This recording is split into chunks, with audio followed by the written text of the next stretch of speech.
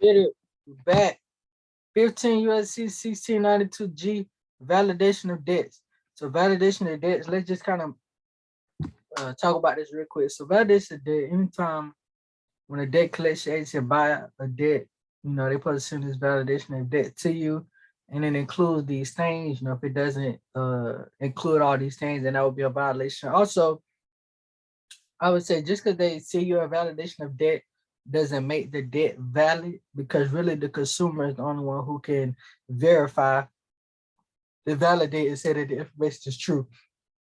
Just because they purchase information about you and purchase an account for pennies on a dollar, and they got this information in their possession or whatnot, doesn't mean that the information is all the way true or valid, because things can happen in the process of them transferring their information. Some things could be off, some things could be whatever. It could be a fraud account, identity theft, anything. So just because they send it to you does not mean that it's valid. Okay, only the consumer can really put the stamp on it and validate a debt. But let's get right into it. So, notice of debt content.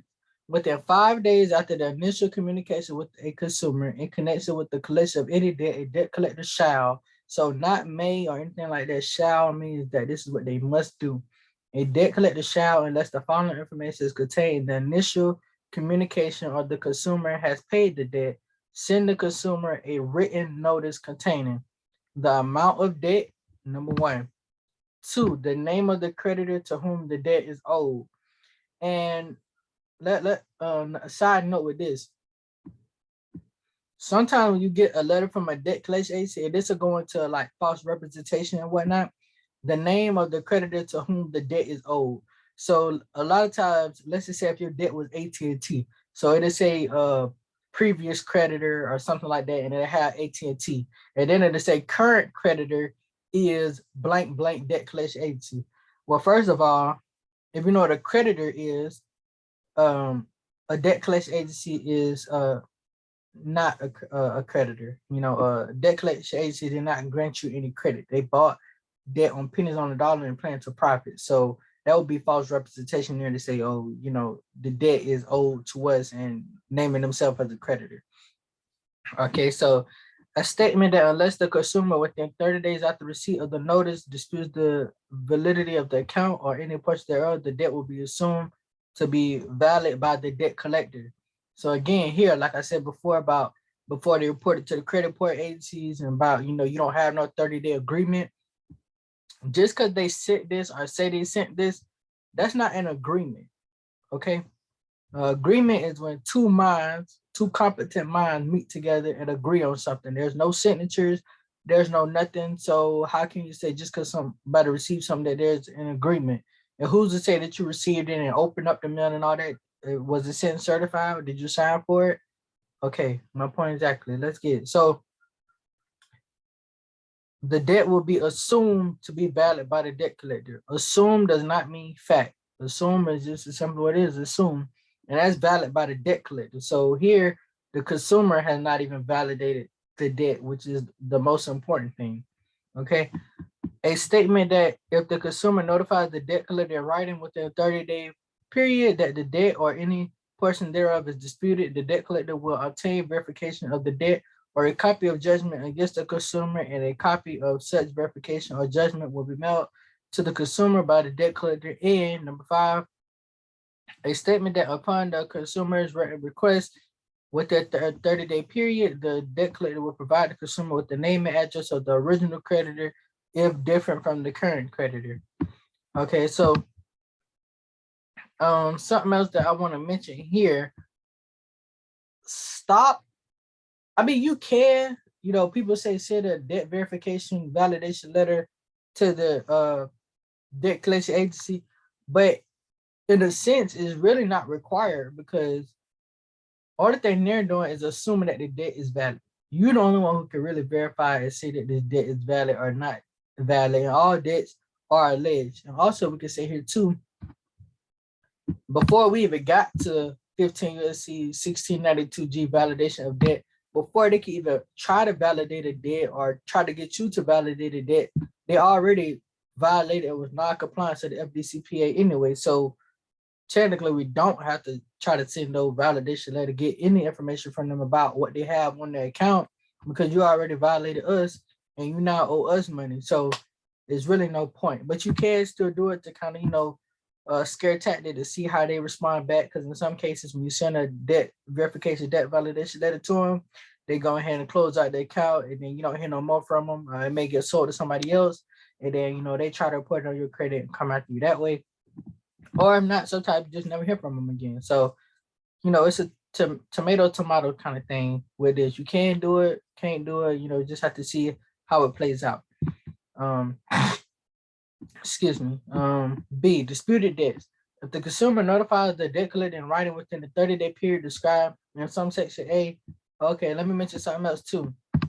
So validation of debt is, you see here, with their 5 days after the initial communication. So whenever they first contact you by mail or whatever, that's when the 30-day window starts where you can dispute that debt or whatever.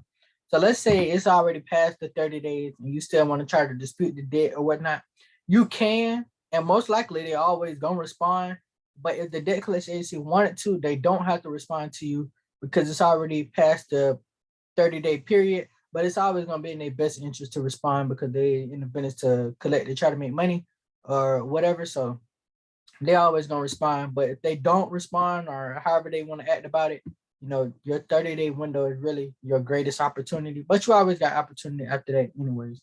So if the consumer notifies the debt collector in writing within the 30-day period described in subsection A that the debt or any portion thereof is disputed or that the consumer requests the name and address of the original creditor, the debt collector shall cease communication, cease collection of the debt or any disputed portion thereof until the debt collector obtains verification of the debt or a copy of judgment or the name and address of the original creditor and a copy of such verification of judgment or the name and address of the original creditor is mailed to the consumer by the debt collector.